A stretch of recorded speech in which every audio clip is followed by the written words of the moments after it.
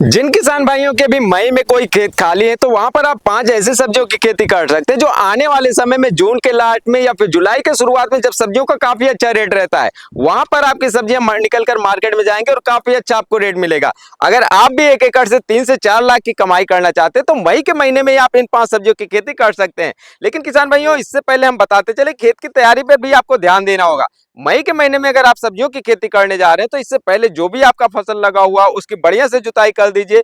फसल के पूरे अवशेष को खत्म कर दीजिए, मिट्टी पलटने वाले हाल से जुताई कर दीजिए। हो सके तो इसी टाइम पर आप गोबर की खाद 4 से 6 ट्राली प्रति एकड़ के हिसाब से या फिर मुर्गी की खाद 2 से 3 ट्राली जो कि 6 महीने कम से कम पुरानी हो इसका आप प्रयोग कर लीजिए और अच्छे से जुताई कर लीजिए। इसके बाद आपको यहाँ पर जिस फसल की भी बुआई करनी है, अगर बेड बनाकर बुआई करनी है तो बेड बनाकर बुआई करनी होगी, आगे फिर नाली बनानी है तो वो भी करना होगा। इसमें रासायनिक खादों का भी प्रयोग कर सकते हैं। प्रति एकड़ के हिसाब से आपको 50 केजी यहाँ पर डीएपी ले लेना है, 50 केजी एसएसपी ले लेना है, 20 से 25 केजी आपको यूरिया भी ले लेनी है। इसके अलावा यहाँ पर आपको मैक्स माइक्रोन्यूट्रेंट 5 से 10 केजी ले लेना है या फिर जाइम भी आपको 5 से 10 केजी कोई अच्छा सा जैसे सागरिका हो गया या फिर बायोबेटा हो गया इसका आपको प्रयोग कर लेना चाहिए। इसके बाद बढ़िया से खेत की तैयारी करिए। अब यहाँ पर आपको बुआई करनी है। अब बात कर लेते हैं कौन कौन सी ऐसी फसल है जो मई के महीने में आपके लिए अच्छी हो सकती है। सबसे पहले नंबर पर आपको लोबिया या फिर बोड़ा लगा लेना चाहिए। इसकी अगर आप खेती करने जा रहे हैं तो आपको बेड बनाकर खेती करनी होगी। जिस भी सब्जी की अगर आपको बेड बनाकर खेती करनी है, वर्टिकल में आप इसको झालर बनाकर लेकर चल रहे हैं तो सबसे पहले आपको ध्यान रखना है दिशा। दिशा कौन सी होनी चाहिए? हमेशा आपको बेड उत्तर से दक्षिण दिशा में रखनी है। इस तरीके से अगर आप बेड रखेंगे तो सूरज की रोशनी कभी ना कभी दिन में एक बार आपके पौधे के हर एक पार्ट पर जरूर पहुंचेगी और ये काफी ज्यादा अच्छा होता है। बेड में अगर आप यहाँ पर बेड बना रहे हैं तो 4 से 4.5 फीट की दूरी सही होती है। लेकिन अगर आप लंबे रकबे में खेती कर रहे हैं, 1/4 एकड़ से ज्यादा में आप खेती कर रहे हैं तो बेड की दूरी कम से कम 5 फीट होनी चाहिए। उसको आप 6 फीट पर भी ले जा सकते हैं। अगर बड़ा रकबा रहेगा तो इसमें बेड के बीच की जो दूरी है वो ज्यादा रखनी होगी ताकि हवा का आवागमन अच्छे से हो, रोग बीमारियां कम आए। किसान भाइयों, साथ ही साथ यहाँ पर बताते चले अगर आप ड्रिप सिस्टम लगा रहे हैं तो आप तो यहाँ पर मल्चिंग जरूर लगाएंगे। अगर आपने ड्रिप सिस्टम नहीं लगाया हुआ है फिर भी आप यहाँ पर मल्चिंग का प्रयोग कर सकते हैं। जो किसान भाई लोग पहले से ही बिना ड्रिप सिस्टम के मल्चिंग का प्रयोग कर रहे हैं वो बेधड़क यहाँ पर मल्चिंग का प्रयोग कर सकते हैं। यहाँ पर आप मल्चिंग अगर प्रयोग करेंगे तो जो भी आपको होल लेना कम से कम 4 इंच की आपको चौड़ाई का होल लेना है। अगर आपने कभी पहले मल्चिंग का प्रयोग नहीं किया है तो इस गर्मी के सीजन में आप मल्चिंग का प्रयोग का स्टार्टिंग मत करिए। मल्चिंग का प्रयोग अगर आप सही तरीके से नहीं करते तो इसका नुकसान भी आपको उठाना पड़ सकता है, क्योंकि इसमें जो गर्मी के समय में गर्म हवाएं निकलती हैं इसी होल के पास से निकलती है और आपके पौधों को और फसल को जला सकती हैं। तो इस बात का आप ध्यान रखिए। अगर आप पहले से मल्चिंग का प्रयोग नहीं किए हैं तो अभी आप स्टार्टिंग कर रहे हैं तो थोड़ा बहुत आप थोड़े थोड़े रकबे में इसका प्रयोग करिए और अगर आपका पहले से अनुभव है तो अच्छे से प्रयोग कर सकते हैं। यहाँ पर जो गर्म हवाएं निकलती है उसके लिए आपको थोड़ा सा ध्यान रखना होगा। उसमें इस तरीके से मिट्टी डाल देनी होगी कि उस एरिया से मतलब उस होल के पास से गर्म हवाएं ना निकले। अब बात कर लेते हैं इसकी बुआई की। अगर आप लोबिया की बुआई कर रहे हैं तो आप जो है 4.5 फीट या 4 फीट पर बेड बनाएंगे और पौधे से पौधे की दूरी आपको 2-2 फीट की रखनी है। जब इसमें जमाव आ जाए उसके बाद आपको क्रॉपनेट लगाना है। क्रॉपनेट लगाने के लिए आपको तार बांस की जरूरत पड़ेगी। तार की जगह पर आप पेट वायर का भी प्रयोग कर सकते हैं। किसान भाइयों, अगर आप गर्मी के समय में मतलब मई के या जून के महीने में किसी भी सब्जी की खेती करते हैं तो यहाँ पर आपको सिंचाई का बराबर ध्यान रखना है। 2 दिन या 3 दिन पर आपको रेगुलर इंटरवल पर सिंचाई जरूर करनी है। अगर आप जो है सिंचाई बराबर करते रहेंगे, नमी बराबर बनी रहेगी तो आपकी फसलों की ग्रोथ अच्छी होगी।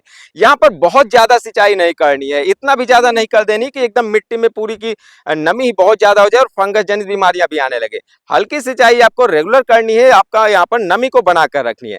दूसरी यहाँ पर फसल की बात करें तो आप करेले की खेती कर सकते हैं। बीएनआर कंपनी का अच्छे वैरायटी जो कि लंबे वाले करेले की इसकी एक वैरायटी है। पतली और जो है लंबे 1.5 फीट 2 फीट की लंबाई वाले जो करेले होते हैं हर जगह की मार्केट में नहीं चलते हैं। अगर आपके यहाँ के मार्केट में वो करेले चलते हैं तो बीएनआर का अच्छे वैरायटी सबसे बेस्ट वैरायटी है, जिसमें इसमें डार्क ग्रीन कलर आता है और काफी अच्छे करेले लंबे समय तक निकलते रहते हैं। अगर आपके यहाँ पर कटीले करेले चलते हैं तो लंबे वाले कटीले करेले में आप बीएनआर की नंदिता वैरायटी लगा सकते हैं या फिर बीएनआर का एंटी 77 वैरायटी लगा सकते हैं।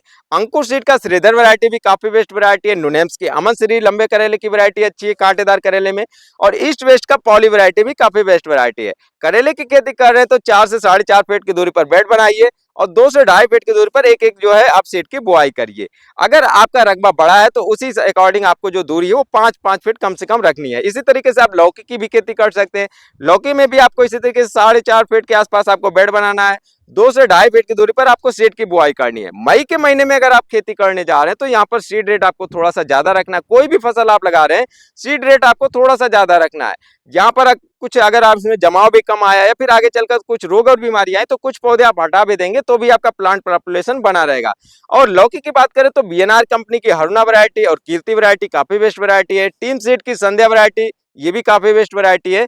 और किसान भाइयों, ये जो है गुटका सेगमेंट की वैरायटी है, आप इसकी खेती कर सकते हैं। किसान भाइयों, लौकी की टॉप 5 वैरायटियों की वीडियो आपको हमारे चैनल पर मिल जाएगी। वहां पर आप जाकर डिटेल में देख सकते हैं कि कौन कौन सी ऐसी बेस्ट वैरायटी जिसकी खेती आप कर सकते हैं।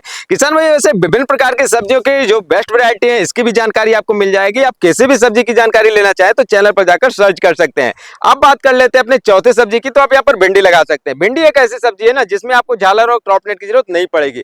बाकी यहाँ पर लौकी है, लोबिया है, करेला है, इन सब के लिए आपको झालर बनाना पड़ता है। लेकिन भिंडी के लिए आपको क्या करना है, 4 से 4.5 फीट की दूरी पर आप बेड बनाइए। करीब 1.5 फीट की चौड़ाई में आपकी नाली बन जाएगी। उसके बाद करीब आपका 2 से 2.5 फीट या फिर 3 फीट के आसपास आपका बेड बनेगा। जैसे आप दूरी लेकर चलते हैं, इस बेड पर आपको 2 लाइनें लेकर चलनी है और दोनों लाइनों के बीच में आपको 1.5 फीट की दूरी रखनी है।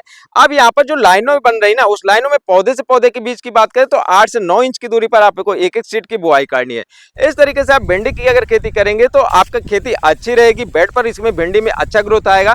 यहाँ पर आप जो है मल्चिंग का भी प्रयोग कर सकते हैं। और अगर आप यहाँ पर ड्रिप का प्रयोग कर रहे हैं तब तो कर ही सकते हैं। बिना ड्रिप के फ्लड से सिंचाई कर रहे हैं तो भी आप मल्चिंग का प्रयोग कर सकते हैं। लेकिन यही आपको ध्यान रखना, पहले से आपका अगर एक्सपीरियंस नहीं है तो गर्मी में डायरेक्ट आप मल्चिंग का प्रयोग ना करिए। अब यहाँ पर हम बात कर लेते हैं अपनी 5वें सब्जी की, तो आप कद्दू की खेती कर सकते हैं।